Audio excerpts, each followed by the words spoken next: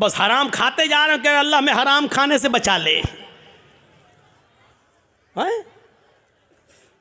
सारी बुराइयां, हम शराब पीते जा रहे हैं, फिर कह अल्लाह हमें शराब की लत लग गई, अल्लाह हमें शराब से बचा ले। अल्लाह के बंदे पहले सब कुछ छोड़ फिर दुआ कर। अल्लाह के बंदे पहले हराम छोड़ और हलाल खा और उसके बाद दुआ कर के अल्लाह मुझे अब जो हलाल खाया है इसी पर कायम रखना। अल्लाह हराम का लुक़मा मेरे हलक के नीचे ना उतरने पाए। अब दुआ करो, हराम खाते जाओ और दुआ करो अल्लाह हराम से बचा ले। शराब पीते रहो और दुआ करो अल्लाह शराब से बचा ले। बेपर्दगी के साथ हमारी माँ बहन बेटियां निकलती रहो और दुआ करें अल्लाह हमें पर्दा करने की तौफीक अता फरमा। जिंदगी में नहीं मिलेगी ऐसी तौफीक। इन्नल्लाह ला युगय्यिरु मा बिक़ौमिन हत्ता युगय्यिरु मा बिअनफुसिहिम। अल्लाह किसी कौम की हालत उस वक्त तक नहीं बदलता जब तक कि कोई कौम अपनी हालत को खुद बदलने की फिक्र नहीं करती है। पहले हमें चेंज होना पड़ेगा, पहले हमें बदलना पड़ेगा। पहले ज़माने की औरतें अगर अपने बच्चों को बद्दुआ भी देती थी तो उसमें भी दुआ निकलती थी। बच्चा शरारत कर रहा है, कभी ये कभी वो उठाया फेंक दिया, कभी माँ परेशान, हाय हाय हाय माँ परेशान और माँ ने गुस्से में अपने अंदाज में बद्दुआ दी। लेकिन आप इसको बद्दुआ नहीं कह सकते हो। जब देखा कि बच्चा बहुत शरारत कर रहा है तो बद्दुआ देते हुए कहा अल्लाह तुझे काबे का इमाम बना दे। गुस्से में बद्दुआ भी दी तो उसमें भी दुआ छलक रही थी। यानी उस जमाने की औरतों को गुस्से में भी ऐसी बद्दुआएं नहीं मालूम थी कि जो बच्चों की जिंदगी तबाह कर दे। हमारी माओ की जबान से क्या निकलता, कुत्ते मर जाओ, परेशान करके रख दिया। अब कुत्ता कहती जा रही है, अब ये नहीं सोच रही कि कुत्ते की अम्मा कौन हुई, लेकिन कह रही कुत्ते मर जाओ। और पता नहीं क्या क्या वो कह देती है। एक बच्चा शरारत कर रहा है और जब तंग आ गई मां तो गुस्से में रोते हुए कहती चल अल्लाह करे तुझे काबे का इमाम बना दे। और पता नहीं कौन सी घड़ी में ये दुआ निकली और अर्श वाले ने इसको कबूल फरमाई और वो बच्चा फिर काबे का इमाम बनकर निकला। और ऐसा इमाम बना कि आज जिसको आज सुदैस के नाम से याद किया जाता है, कारी सुदैस, ये काबे के जो इमाम आज भी मौजूद हैं, ये उसी माँ की दुआ का नतीजा है जो उसने गुस्से में दी थी और अल्लाह ने उस बच्चे को काबे का इमाम बनाया जो आज भी काबे का इमाम है। ज़रूर उस माँ ने अपनी हलक के नीचे कभी हराम लुक़मा नहीं उतारा होगा। अगर हराम लुक़मा खाया होता तो ये दुआ कबूल ना होती। ज़रूर उस माँ की रगों में हलाल खून दौड़ रहा था और हलाल खून दौड़ने की दुआ का नतीजा था कि वो बच्चा काबे का इमाम बना। अगर आप चाहती हो कि हमारे बच्चे इब्न तैमिया बने, हमारे बच्चे सनाउल्लाह हमरसरी बने, हमारे बच्चे इब्न क़य्यिम बने, इब्नुल जौज़ी बने, हमारे बच्चे अहमद इब्न हम्बल बने, हमारे बच्चे इमाम मालिक की तरह बने, तो आए मेरी माँ बहनों, तुम्हें अपनी रगों में हलाल खून दौड़ाना पड़ेगा, हलाल रोजी खाना पड़ेगी, रिज़्क़ हलाल का एहतिमाम करना होगा। आधी रोटी सही लेकिन हलाल, भूखा सो जाना गवारा है लेकिन हराम लुक़मा खाना गवारा ना हो। तब तुम्हारे कोख से पैदा होने वाले बच्चे इब्न तैमिया बनेंगे, इब्न क़य्यिम बनेंगे, सनाउल्लाह बनेंगे, इमाम मालिक बनेंगे, अहमद इब्न हम्बल बनेंगे, तब बनेंगे। सब कुछ खाती रहो और कहो कि अल्लाह हमारे बच्चे को काबे का इमाम बना दे, नहीं हो सकता है। ये तल्ख जुमले तुम्हें सुनना पड़ेंगे।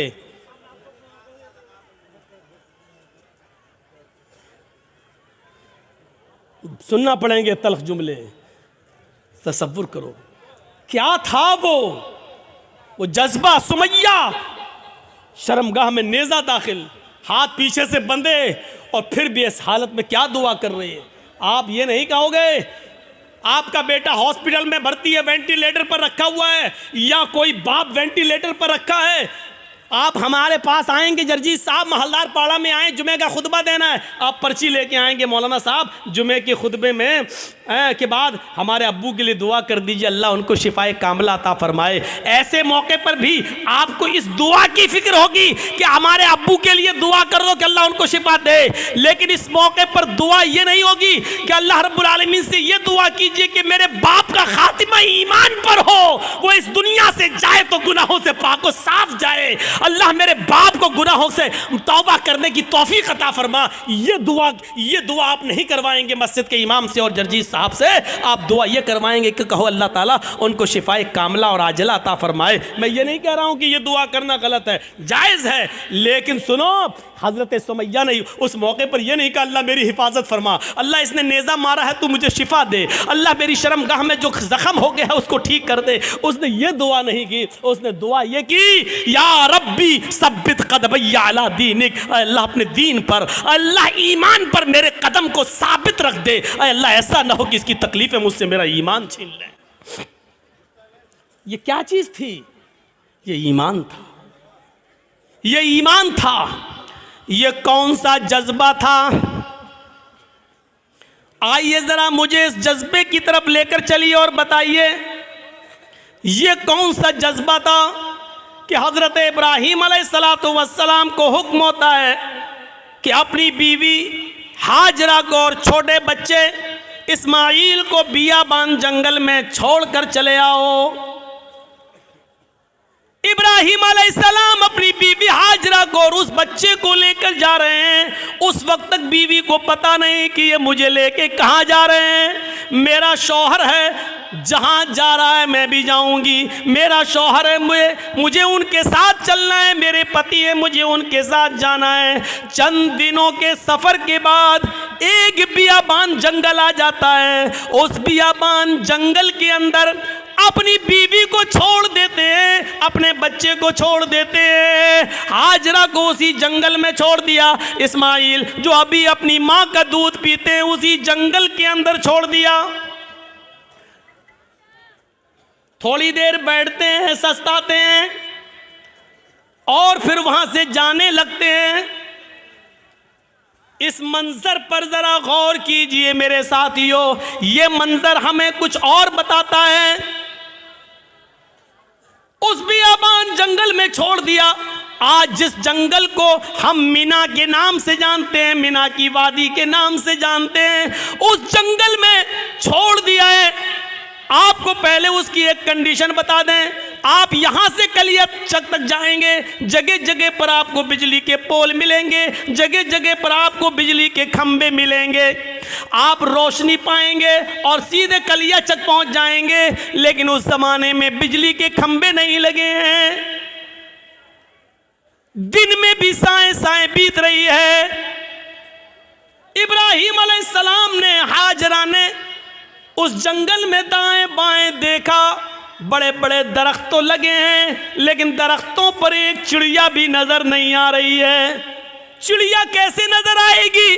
क्योंकि दूर दूर तक पानी का पता नहीं है, पानी का नामो निशान नहीं है।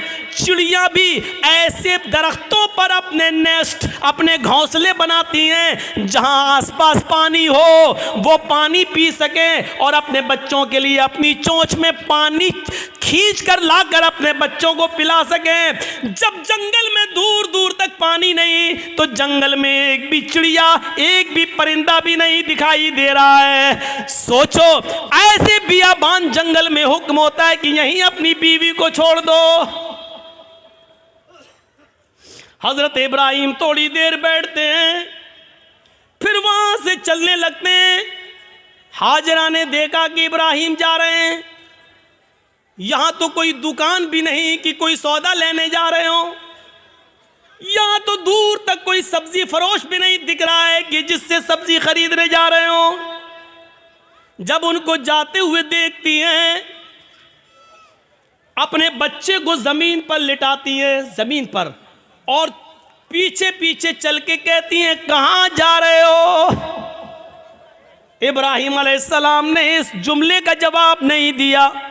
कहां जा रहे हो कुछ नहीं बोला, सीधे और आगे बढ़ते हैं। बीवी ने कहा रे मैं पूछ रही हूं कहां जा रहे हो? इब्राहिम अलैहिस्सलाम ने अभी भी जवाब नहीं दिया। इब्राहिम अलैहिस्सलाम सीधे चले चले जा रहे हैं, पीछे मुड़कर देखने का नाम नहीं लेते। न बीवी को देख रहे हैं, न बच्चे को देख रहे हैं, चले चले जा रहे हैं। हाजरा ने अब पीछे से उनका दामन थामा, पीछे से उनका कुर्ता पकड़ा, पीछे से उनका दामन पकड़कर खींचा और खींच कर कहा, मैं कुछ पूछ रही हूं कि कहां जा रहे हो। हजरत इब्राहिम अलैहिस्सलाम ने ऐसे अपनी बीवी का हाथ पकड़ा और उसको यूं पकड़ के झटक दिया और आगे बढ़ने लगे। तब बीवी चीख कर कहती है, आए इब्राहिम कुछ तो बोलो, क्या मैंने आपकी बीवी होकर आपकी कोई नाफरमानी की है? हक के रिफाकत को अदा करने में मुझसे कोई गुस्ताखी हुई है? मियाँ बीवी के जो हुकूक होते हैं उसमें कोई हमसे कमी हुई है? खिदमत में कोई कमी हुई है? आपकी सेवा में कुछ कमी हुई है? मुझसे कोई लग़्ज़िश हुई है जो इस बियाबान जंगल में मुझे और इस बच्चे को अकेले छोड़ के जा रहे हो? इब्राहिम अलैहिस्सलाम की आंखों में आंसू आ गए, लेकिन आंसुओं को ज़मीन पर नहीं गिरने दिया। आंखें चढ़ा ली, नजरें आसमान पे डाली और आंखों से गिरने वाले आंसुओं को आंखों ही में पी गए। उसका एक कतरा भी ज़मीन पर नहीं गिरने दिया। फिर इसका भी जवाब नहीं दिया, आगे बढ़ते गए। जब इसका भी जवाब नहीं मिला तो हाजरा एक जुमला कहती हैं, अरे इब्राहिम जा रहे हो तो जाओ, लेकिन ये बताओ कि कब आओगे? इब्राहिम अलैहिस्सलाम के पास इस बात का भी जवाब नहीं, कुछ नहीं बोल रहे हैं। आगे बढ़ते चले जा रहे हैं, खुशी खुशी लाए, अच्छी बातें करते हुए लाए, बीवी से प्यार भरी बातें करते हुए लाए, लेकिन जब जंगल में छोड़ा तो ऐसे पीठ फेर ली जैसे ये मेरी बीवी ही ना हो। जो पूछ रही है उसका भी जवाब नहीं, बीवी के सवाल भी गलत नहीं है, सही कह रही है कि मुझे अकेले इस बच्चे को अकेले छोड़ के जा रहे हो, और वो भी इस बियाबान जंगल में, लेकिन जवाब नहीं है। आगे और बढ़ते हैं तो लास्ट में बीवी कहती है, हाजरा इब्राहिम जब तुम जवाब ही नहीं दे रहे हो, ये भी नहीं मालूम कि कब आओगे, शाम तक आओगे, कल आओगे, 2 दिन बाद आओगे, 1 हफ्ते के बाद आओगे, 1 महीने के बाद आओगे, 1 साल के बाद आओगे, या आओगे ही नहीं? किसी भी सवाल का जवाब जब तुम्हारे पास नहीं है तो मैं इसको क्या समझूं? इसका भी जवाब नहीं। कहती हैं, इब्राहिम मैं आपकी बीवी हूं, मैं आपकी अमानत हूं, पता नहीं आप कब आए, अपनी इस अमानत को किसके हवाले करके जा रहे हैं ये तो बता दो। आप 10 साल के बाद आए, 20 साल के बाद आए, 1 साल के बाद आए, 2 साल के बाद आए, और अगर मैं जिंदा रहूं और मेरी इज्जत व आबरू न बच सके, जैसे एक बादशाह ने मेरी इज्जत व आबरू से खिलवाड़ करना चाहा लेकिन अल्लाह की मदद की वजह से वो नहीं कर सका, वो अगरचे सारा थी, दूसरी बीवी थी, और उसके बदले में फिर उसने हमें भी दे दिया एक लौंडी की शक्ल में, जिसको आपने अपनी बीवी बना लिया। इब्राहिम मुझे ये बताओ कि अपनी अमानत को किसके सुपुर्द करके जा रहे हो? अगर मेरी इज्जत व आबरू महफूज न रही, मुझे किसके सुपुर्द करके जा रहे हो? बीवी जवाब कहती है, इला मन ततरुकुना, इब्राहिम आपने मुझे किसके हवाले किया है, हमें किसके जिम्मे सौंप के जा रहे हो? इस अमानत का जिम्मेदार कौन है? जब हाजरा ने यह कहा, कुरान के अल्फाज, इला मन ततरुकुना, आपने मुझे किसके सुपुर्द किया है, आपने मुझे किसके हवाले किया है? तब इब्राहिम अलैहिस्सलाम अब इसका जवाब देते हैं, लेकिन हाजरा की तरफ देख कर नहीं, बच्चे की तरफ देख कर नहीं। अगर पीछे घूमूंगा, बीवी बीवी की शक्ल दिखेगी, मासूम बच्चे को देख लूंगा तो कहीं बीवी की और बच्चे की मोहब्बत मेरे दिल में ना आ जाए, और फिर मैं जिस काम के लिए अल्लाह के हुक्म से जा रहा हूं उस काम से कहीं मैं रुक ना जाऊं। ईमानी ताकत देखिए, ईमानी इस ताकत की वजह से वो बीवी को नहीं देख रहे हैं, बच्चे को नहीं देख रहे हैं। बीवी की मोहब्बत है, बच्चे की मोहब्बत है, लेकिन ईमान की ताकत देखिए।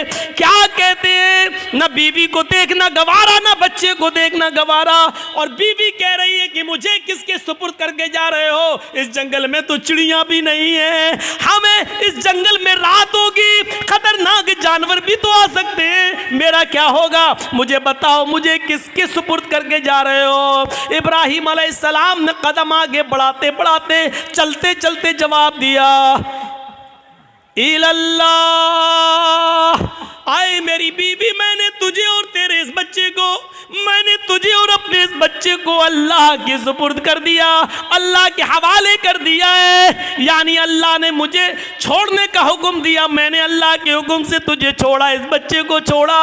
मैं कहाँ जा रहा हूँ मुझे पता नहीं, अल्लाह जहाँ ले जाएगा मैं जाऊँगा, जो हुक्म देगा मैं करूँगा, कब आऊँगा इसका भी कोई पता नहीं, जब तक उसकी इजाज़त हुक्म ना होगा मैं नहीं आऊँगा। आए मेरी बीवी, मैंने तुझे और इस बच्चे को अल्लाह के सुपुर्द कर दिया है, अल्लाह के हवाले कर दिया है। अब इब्राहिम अलैहिस्सलाम की बीवी का भी जवाब सुनो, जब देख लिया कि मेरे शौहर ने मुझे अल्लाह के सुपुर्द कर दिया तो उसके ईमान की कैफियत देखो। अब हाजरा के अंदर भी अल्लाह का नाम सुनकर जो ईमान पैदा हुआ, जो ईमानी ताकत आई, अब वो उस जंगल के खतरों से नहीं डर रही है, उस बियाबान जंगल से नहीं डर रही है, उस जंगल के अंदर रात में कितने खतरनाक जानवर आएंगे उनसे नहीं डर रही है। इब्राहिम से कहती है, जब आपने मुझे अल्लाह के सुपुर्द कर दिया, अल्लाह के हवाले कर दिया, जाइए, अब आपको रुकने की जरूरत नहीं है। इज़न ला युज़िउदल्लाहु अबदा।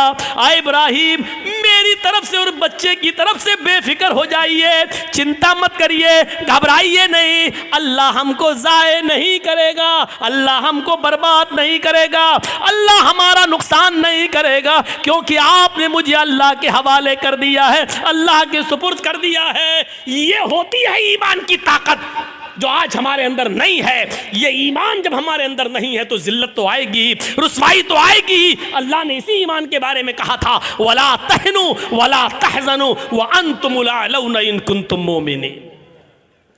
हम इज्जत देंगे, बुलंदी देंगे, लेकिन ईमान पहले पैदा करो अपने अंदर, मोमिन बनकर दिखाओ। हाजरा ने मोमिना बनकर दिखाया, इब्राहिम ने मोमिन बनकर दिखाया, तो अल्लाह की मदद भी आई और बुलंदी भी मिली। अब देखो अल्लाह की मदद कैसे आती है, जब ईमान इनके अंदर पैदा हो गया। इब्राहिम ने अपने ईमान का हक अदा किया, हाजरा ने भी ईमान का हक अदा किया। अभी तक पीछे पीछे दौड़ रही थी कि बताओ मेरा क्या होगा, लास्ट में कहती है कि मुझे किसके सुपुर्द करके जा रहे हो, जवाब मिला अल्लाह के। फिर हट जाती है और कहती है अब जाओ, हमारे और बच्चे की तरफ से बेफिक्र हो जाना, अल्लाह ने जो हुक्म दिया उसको करिए, अल्लाह हमें ज़ाये नहीं करेगा, अल्लाह हमें बर्बाद नहीं करेगा। वो उस बियाबान जंगल में रुक जाती है, उसी जंगल में रहने लगती है। गौर करो कि उस जंगल में 2 या 3 दिन के लिए ही पानी था, 2 या 3 दिन के लिए सत्तू था, इसके अलावा हाजरा के पास कुछ नहीं था। सत्तू खत्म हो जाते हैं, पानी खत्म हो जाता है, कोई काफिला भी वहां से गुजरता नहीं है। क्यों कोई काफिला गुजरेगा, कोई बस्ती भी आबाद नहीं है, दूर दूर तक पानी का पता नहीं है। मैं माँ हूँ, 2-4 दिन भूखी प्यासी रह सकती हूँ, लेकिन ये मासूम बच्चा है जो मेरा दूध पीता है, जब मुझे कुछ मिलेगा नहीं तो दूध बनेगा कैसे? मैं खाऊंगी तो दूध बनेगा, जब दूध बनेगा तो बच्चा पिएगा। मैं प्यासी हूँ, 2-4 दिन रह सकती हूँ, लेकिन बच्चे को प्यासा कैसे रखा जा सके? गौर करो, तमाम शक व शुबहात उस औरत के दिल में है, लेकिन अल्लाह पर भरोसा है, ईमान है अल्लाह की ज़ात पर। अपने बच्चे को लिटाती है, कहती है चलो कोशिश करके देखती हूँ पानी मिल जाए। दाएं देखा बाएं देखा, उसको कुछ नजर नहीं आ रहा था। सामने एक पहाड़ी नजर आई, उस पहाड़ी के ऊपर चढ़ जाती है, अपने बच्चे को जमीन पर छोड़ती है, उस पहाड़ी के करीब जाती है। उस पहाड़ी का नाम है सफा। उस पहाड़ी पे चढ़कर, ऊंचाई पे चढ़कर नीचे की तरफ देखती है। हम तो मस्जिद की छतों पे चढ़ के चांद को ऊपर की तरफ देखते हैं, ईद का, बकरीद का चांद।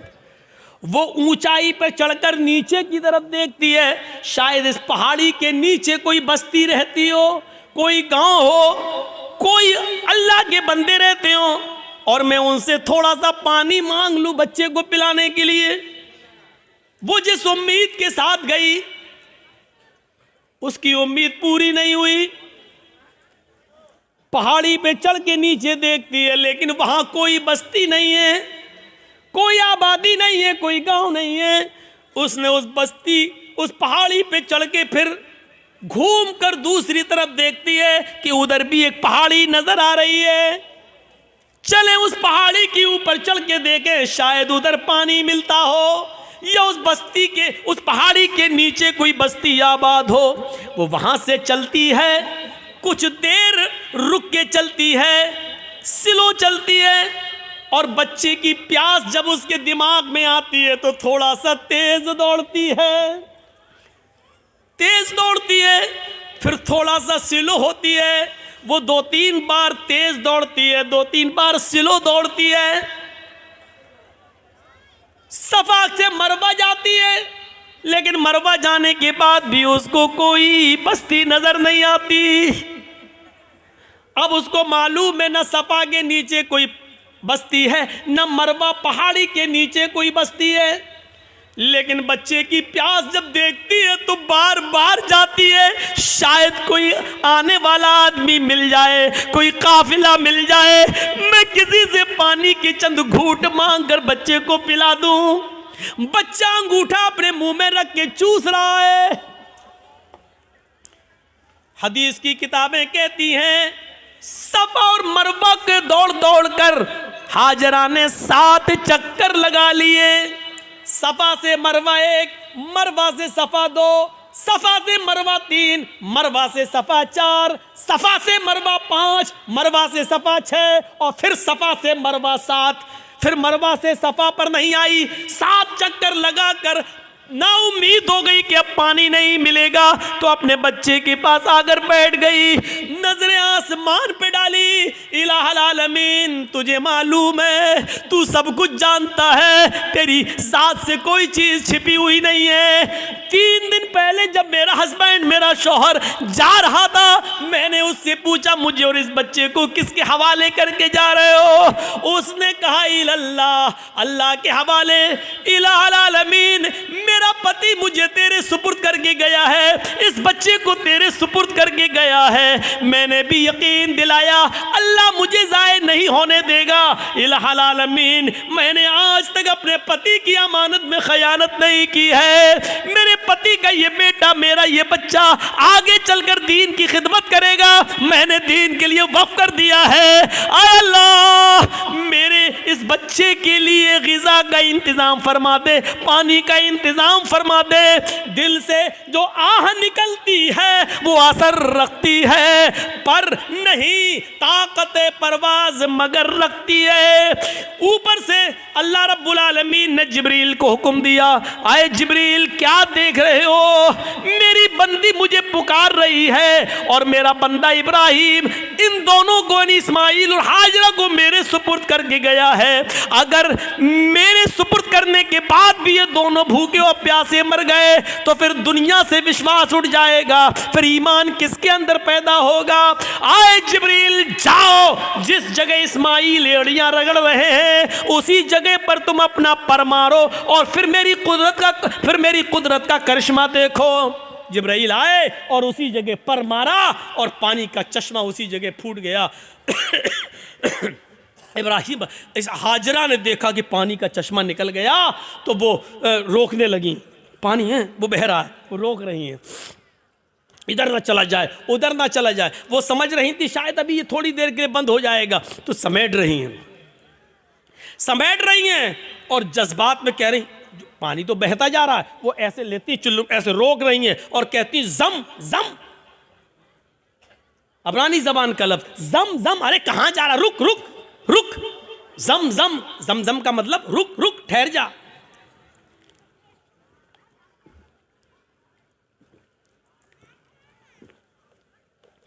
ठहर जा, रुक जा, कहां जा रहा, रुक। ये जमजम का लफ्ज भी अल्लाह के रसूल को इतना पसंद आया कि आपने जमजम के लफ्ज को जमजम ही रहने दिया, इसके लिए कोई अरबी का लफ्ज इस्तेमाल नहीं किया। रुक रुक, पानी नहीं रुकता तो उन्होंने मुडेर बांध दी, वही मिट्टी से इकट्ठा करके ऐसे बनाती चली गई, मुडेर बांध दी। अल्लाह के नबी ने एक बार खुतबा दिया था और कहा था अल्लाह हाजरा पर रहम फरमाए, अगर हाजरा ने मुंडेर न बांधी होती तो अल्लाह उस पानी को पूरी दुनिया में फैला देता। और जो चीज़ पूरी आम हो जाए तो उसकी कदर कम हो जाती है। आज देख रहे हो ना, हमारे मुल्क में भी बहुत से लोग एक पानी की पूजा करते हैं, गंगा जल, लेकिन चूंकि वो इतनी ज़्यादा तादाद में है कि अब उसकी कोई कदर नहीं रह गई है। बाकायदा गवर्नमेंट को गंगा की सफाई के लिए पैसा देना पड़ता है और गंगा की सफाई की वजह से सरकारें बदल भी जाती हैं, इसने गंगा का ख्याल नहीं रखा है। और कभी कभी गंगा का नाम लेकर लोग बोर्ड भी मांगते हैं, न मुझे आपने बुलाया है न मैं आया हूँ, मुझे माँ गंगा ने बुलाया है। इस तरीके से लोगों को भावुक करके माँ गंगा को माँ कहकर इस तरीके से लोग उसको नीलाम भी करते हैं। एक तरीके से देखा जाए तो इस तरीके से आज उस पानी की क्या कदर है, लोग उसमें पेशाब भी कर रहे हैं, पायखाना भी कर रहे हैं, लैट्रीन भी कर रहे हैं, सब कुछ हो रहा है उसके अंदर है। इसीलिए उसकी सफाई के लिए पैसा मांगा जा रहा है, ये किया जा रहा है, वो किया जा रहा है। लेकिन जमजम को देख लो आज कितनी कदर की नज़रों से देखा जाता है। आज भी सऊदीया में होने के बावजूद भी आप देख लीजिए उस पानी की कैसी कदर है, उस पानी की इज्जत कैसी है। और उस पानी की खुसूसियत ये है कि जो लोग 5 साल पहले हज करके आए हैं और जमजम लेके आए होंगे, आज भी उनके घर में जमजम अगर 5 साल पुराना भी रखा होगा तो उसमें न तो कीड़े पड़े होंगे न जरासीम पड़े होंगे। ये एक कैफियत, ये एक कशिश रखी है अल्लाह रब्बुल आलमीन ने उस पानी के अंदर। ये जीता जागता मौजज़ा, चश्मा जारी हो गया। ईमान था तो अल्लाह ने इज्जत भी दी, ईमान था तो अल्लाह ने बुलंदी भी थी। ईमान की ताकत होनी चाहिए। और इतना ही नहीं, अब आप कहोगे कि हाजरा को इज्जत क्या मिली? इज्जत नहीं मिली। वो हाजरा जो ईमान की ताकत की वजह से इब्राहिम को छोड़ देती है और अपने बच्चे के लिए पानी की तलाश में सफा से मरवा के चक्कर लगाती है। 7 चक्कर लगाए, मैंने कहा था शुरू में, कभी स्लो दौड़ती है, कभी तेज दौड़ती है। अल्लाह के रसूल सल्लल्लाहु अलैहि वसल्लम ने हज का रुकन बना दिया है, सफ़ा और मरवा के चक्कर लगाओ। जब तक तुम सफ़ा और मरवा के चक्कर नहीं लगाओगे न तुम्हारा हज माना जाएगा न तुम्हारा उम्रा माना जाएगा। और औरतों के लिए तो ख़ास कर दिया कि तुम तो सीना तान कर अकड़ कर तेज न दौड़ो क्योंकि तुम्हारी बेपर्दगी होगी। लेकिन हाजरा जहां जहां तेज दौड़ी थी और थोड़ा सा अकड़ के ऐसे दौड़ी थी, अल्लाह के नबी सल्लल्लाहु अलैहि वसल्लम ने मर्दों को हुक्म दे दिया कि जब भी वो सफ़ा से मरवा और मरवा से सफ़ा के चक्कर लगाएं तो जहां हाजरा तेज दौड़ी थी वहां उनको भी तेज दौड़ना है, जहां हाजरा स्लो हुई थी वहां तुम्हें भी स्लो होना है। और हाजरा ने जहां सीना निकाल कर दौड़ लगाई वहां तुम्हें भी थोड़ा सा सीना निकालना। अब इतना भी नहीं कि गामा पहलवान लगो है, तो जहां थोड़ा सा हल्का था सीना निकाल के चली थी तुम्हें भी उतना निकाल के चलना है। ये इज्जत दी अल्लाह ताला ने, ये ईमान की ताकत है। ईमान होगा, मोमिन होगे तो हम तुम्हें बुलंदी देंगे। इससे बड़ी एक औरत की इज्जत क्या होगी? किसी भी मजहब के अंदर औरत को ये इज्जत नहीं मिली। हाजरा ने जहां अपना कदम रखा, हर हाजी वहां अपना कदम रखता है। जहां हाजरा दौड़ी थी, हर हाजी को वहां दौड़ना पड़ता है। हाजरा ने जितने चक्कर लगाए, हर हाजी को उतने चक्कर लगाना पड़ते हैं। और हाजरा के नक्शे कदम को अल्लाह ने अपनी इबादत का एक हिस्सा बना लिया। एक औरत के पैरों के निशान, एक औरत के पैरों की टापें, एक औरत की पैरों की पैरों की धड़कनें, पैरों की खटखटाहट को अपनी इबादत का हिस्सा जोड़ दिया है कि जब तक तुम हाजरा की इस अदा को जिंदा नहीं करोगे, हमारी इबादत का हक अदा नहीं होगा। तुम हमारी इबादत नहीं कर सकते हो। हाजरा के नक्शे कदम को अपनी इबादत से जोड़ दिया हो, इससे बड़ा मकाम क्या होगा, इससे बड़ा दर्जा क्या होगा, जरा अंदाजा लगाओ। दुनिया की सारी कौमें चीखती और चिल्लाती रहें कि औरतों को इस्लाम ने चार दीवारी में बंद कर दिया, बुर्के में रखकर उनकी तरक्की की राह में रुकावट बन गए। चीखते रहो, चिल्लाते रहो। हकीकत यह है कि औरत को इस्लाम ने जो इज्जत दी है, वो दुनिया का कोई मजहब वो इज्जत नहीं दे सकता है। आप बाप हैं, कितना भी जहेज दे दो अपनी बेटी को, लेकिन आपके मरने के बाद आपकी वरासत में उसको हिस्सा मिलेगा, वो महरूम नहीं हो सकती है। ये याद रखो, बाप की वरासत में से भी हिस्सा मिलेगा। शादी के बाद अगर उसका शौहर मर गया तो शौहर की वरासत में से भी उसको हिस्सा मिलेगा। भाई मर गया तो भाई की वरासत जो छोड़ के गया उसमें बहन को हिस्सा मिलेगा। आप गौर कर रहे हैं? गौर कीजिए। और बेटा अगर मर गया तो बेटे की वरासत में से भी मां अगर जिंदा है तो मां को हिस्सा मिलेगा। गौर कीजिए कि एक औरत की हैसियत और इज्जत क्या है। जो लोग कहते हैं कि अल्लाह मौलाना मेरा बाप मर गए, उनके लिए दुआ करना, चाहे कितने मुल्ला मौलवियों को अपने घरों में लेके चले जाओ और दुआएं करवा लो कि अल्लाह मेरे बाप को बख्श दे, अल्लाह इसके बाप की दुआ मगफिरत फरमा दे। अगर आपके बाप के मरने के बाद अगर बाप की विरासत में से बाप की बेटी यानी आपने अपनी बहन को हिस्सा नहीं दिया, बाप की मगफिरत नहीं होगी। याद रखिए, मुल्ला मौलवी दुआ कर करके मर क्यों ना जाएं, बाप की मगफिरत नहीं होगी, चाहे कितनी दुआ करा लो। बाप की विरासत में से बेटी को हक मिलना है, बाप की विरासत में से मिलना है। और चाहे कितना कोई दुआ करे, लेकिन भाई के मरने के बाद बहन दुआ करे कि अल्लाह मेरे भाई को बख्श दे, जब तक भाई के मरने के बाद भाई की विरासत में से बहन को हिस्सा नहीं मिलेगा, दुआ कबूल नहीं होगी और भाई की मगफिरत नहीं होगी। पढ़े बहुत आसान समझ लिया ना। जन्नत जब चाहे अल्लाह जन्नत दे, अल्लाह जन्नत तो मिल नहीं सकती, जन्नतुल फिरदौस दे। मांगते कितनी बड़ी जन्नत है, सबसे आला जन्नत। अभी तो यही पता नहीं कि हमें कोई छोटी से हल्का जमीन का जन्नत का मामूली सा टुकड़ा भी मिल जाए, हमारे लिए वही काफी है। वो तो छोड़, जन्नतुल फिरदौस। और हालात ये हैं कि बेटियों का हक मारे हुए हैं, बहनों का हक मारे हुए हैं, बहनों का हक मारे हुए हैं। हालत ये है हमारी। जहेज देकर आप जिम्मेदारी से सबको दोष नहीं हो जाएंगे, जिम्मेदारी से बच नहीं पाएंगे। आपको हिस्सा देना पड़ेगा, आपको हक देना पड़ेगा।